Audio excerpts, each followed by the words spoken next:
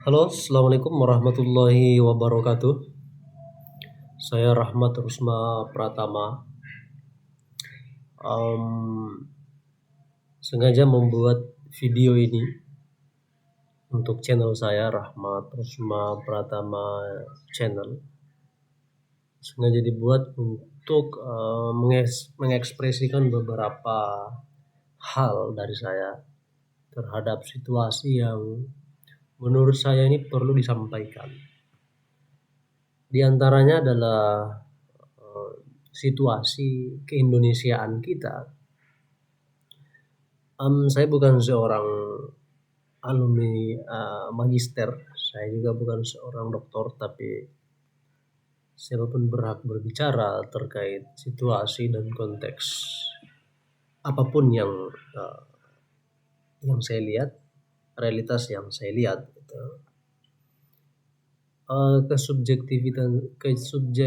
Subjektifnya saya ini tentu mungkin berbeda dengan teman-teman siapapun yang mendengarkan video ini, tapi perspektif saya mungkin akan membantu saya untuk menjelaskan dan membantu pribadi saya untuk lebih kepada menata cara berpikir saya, menata cara berpikir masa depan saya, dan tentu dengan cara seperti ini akan membuka tabir-tabir yang tidak terbuka ketika tidak melakukan hal seperti ini, dan saya percaya itu. Pertama yang ingin ku sampaikan seputar kebudayaan. Jadi budaya itu penting bagi saya. Bukan yang saya maksud, dan saya tidak ingin terperangkap pada makna budaya kayak misalnya di Jawa ini budaya sopan santun, tata krama. Bukan itu yang saya maksud. Kemudian kayak budaya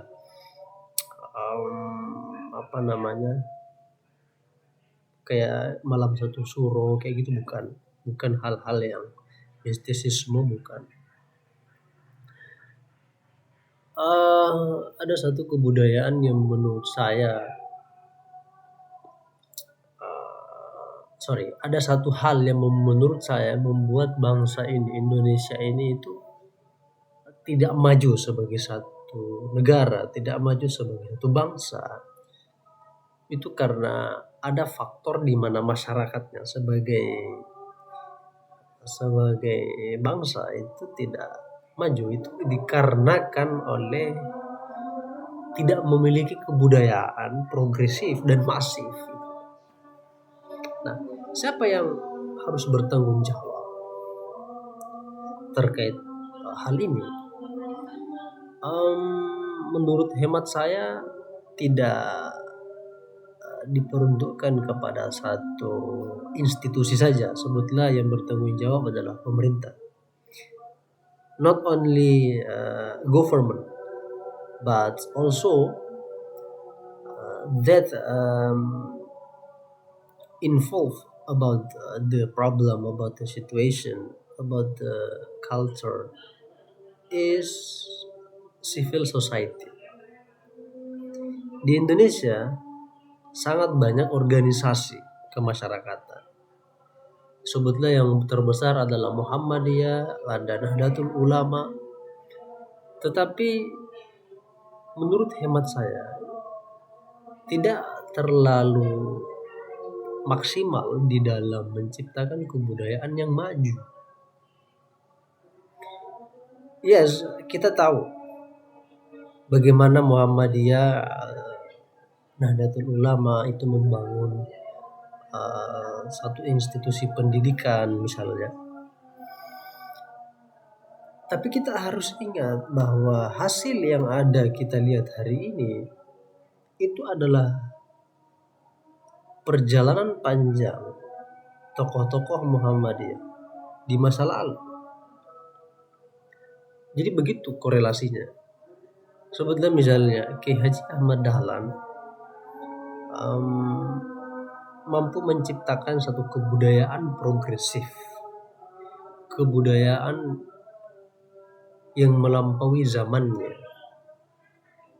Ahmad Dahlan itu di dalam buku-buku Muhammadiyah sudah banyak dituliskan bagaimana kemudian Ahmad Dahlan itu melakukan satu pendekatan kaderisasi, pendekatan perkaderan, bagaimana Ahmad Dahlan sebagai guru, sebagai teacher itu mendevelop, mengembangkan murid-muridnya yang jumlahnya sangat tidak banyak sebenarnya. Jumlahnya mungkin di beberapa literatur itu disebutkan 7 sampai 10 orang, sebutlah seperti itu. Kita harus fokus kepada bagaimana Ahmad Dahlan itu membangun, mengkonstruksikan dan menciptakan kebudayaan baru di bangsa ini. Budaya pertama adalah pengajaran, mengajar, mendidik murid-muridnya itu, kemudian bergerak bersama,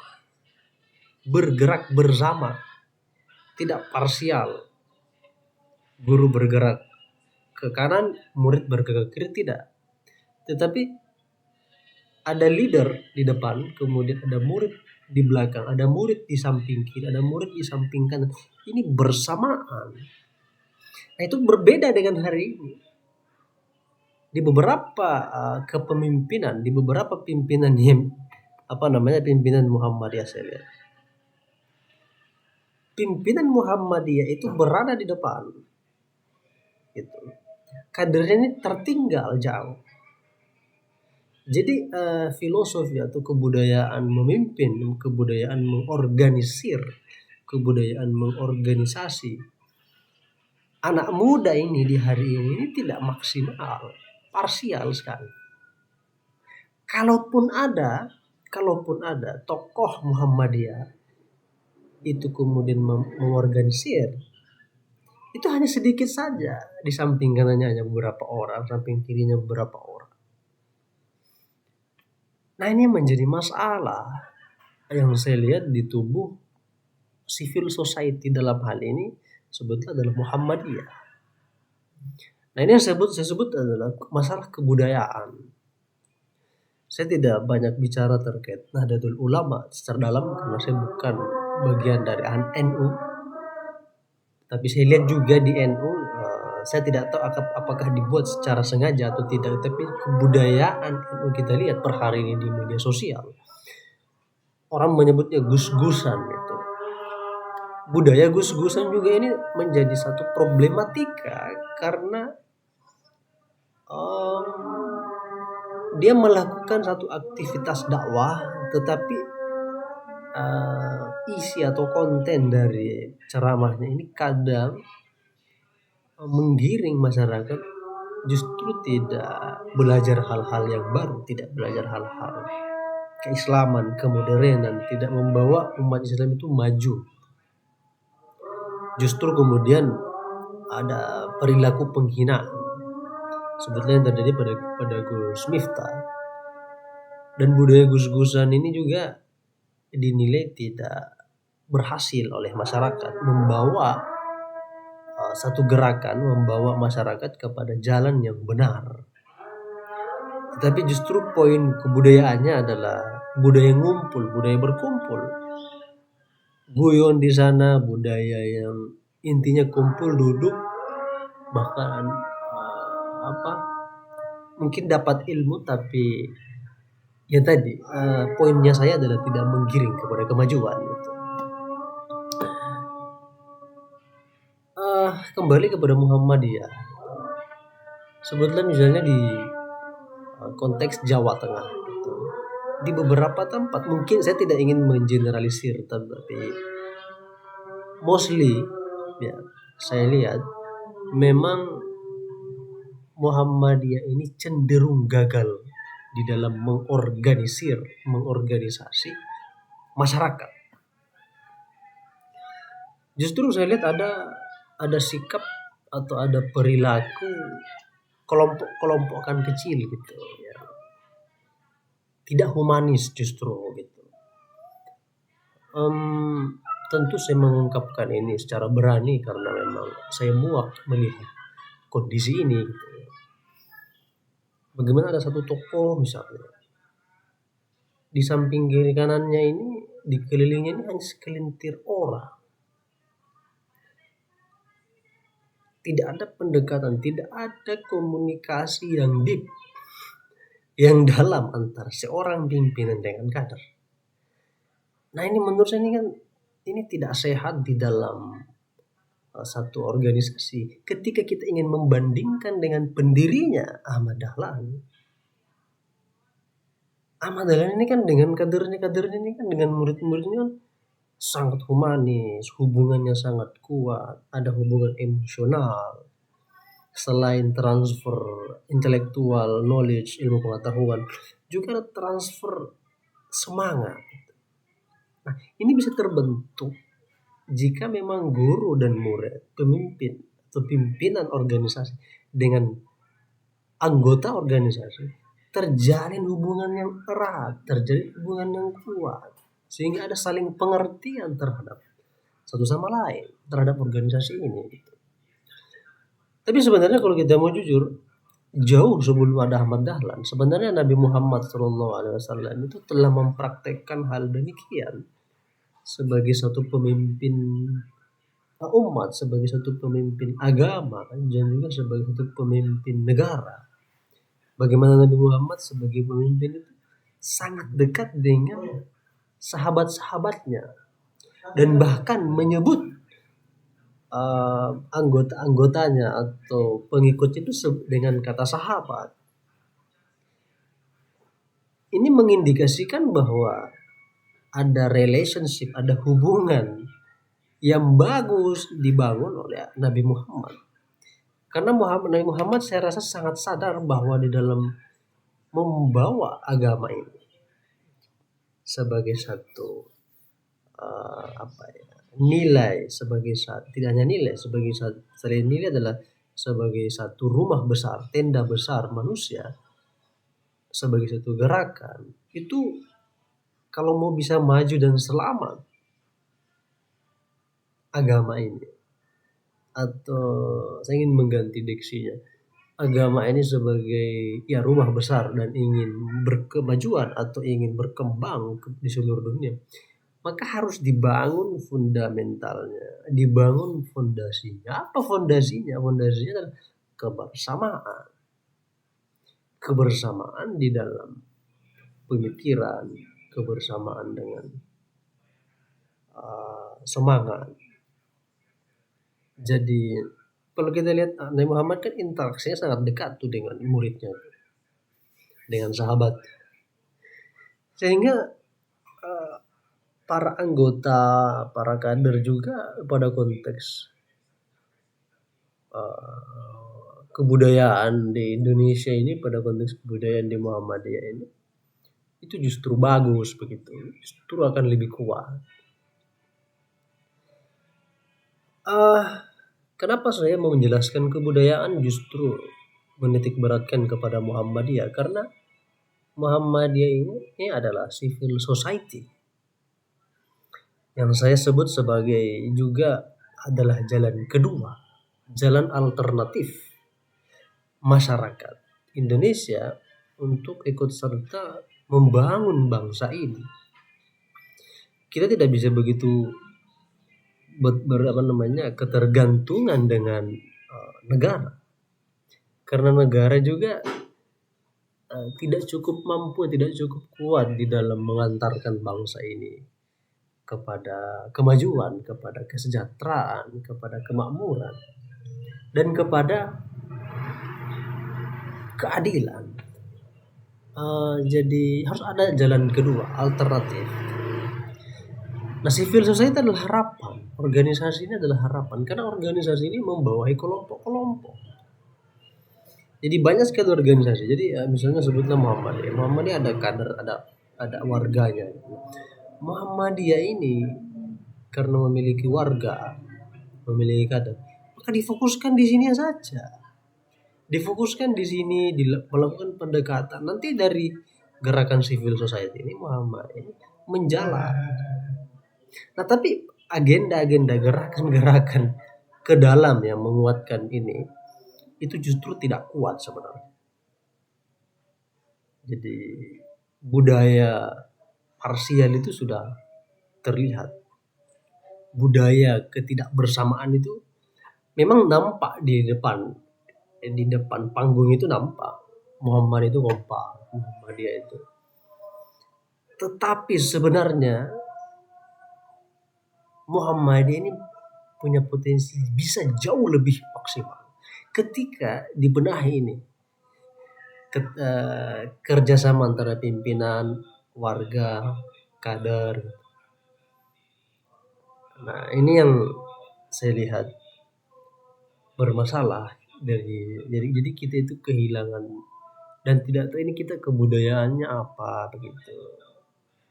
Yes, budaya sopan santun. Ya kita harus ya budaya sopan santun benar, tapi budaya sopan santun itu tidak membawa kepada pengajuan.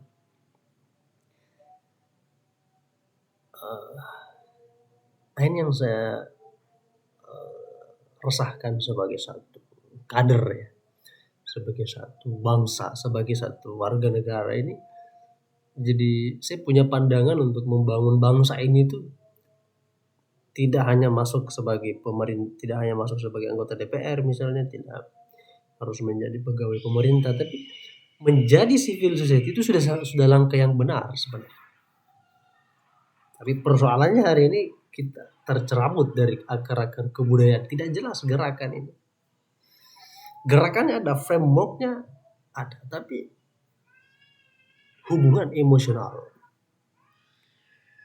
interaksi intelektual, interaksi antara pimpinan dan kader ini tidak ada.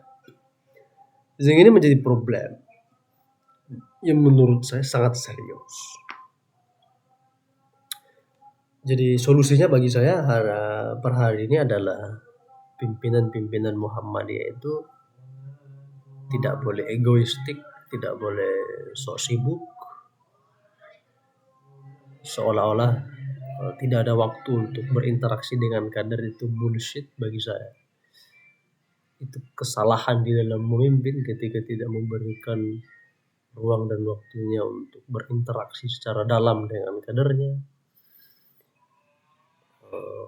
Jadi memang memimpin Muhammadiyah ini tidak main-main, memimpin organisasi tidak main-main. Ketika tidak mampu, lebih baik mundur gitu. Ketika tidak mampu mengorganisir masyarakat atau warga di Muhammadiyah ini, lebih baik mundur. Karena Anda tidak layak, Anda tidak mampu mengorganisir ini. Tentu ini menjadi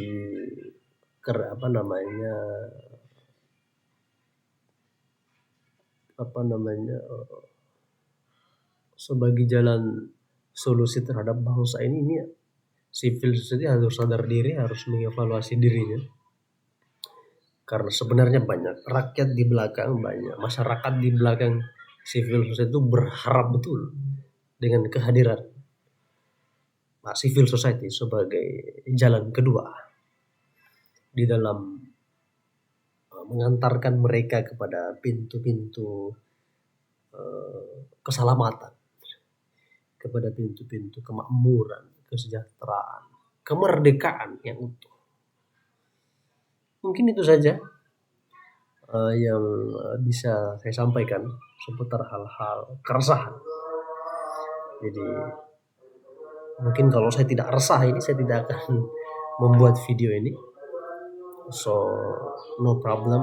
So this is my rule, this is my opinion, this is my